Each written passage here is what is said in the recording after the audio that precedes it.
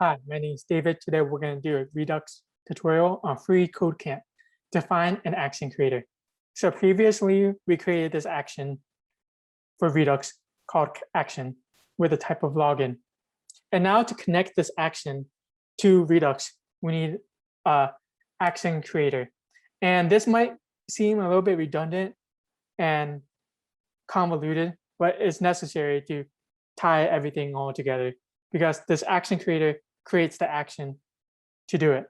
So, and this action creator is just a JavaScript object that returns this action.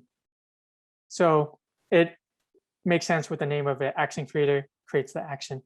So to do that, we use the function, we create the function action creator function, action creator, and it returns action. And that's all you need to do.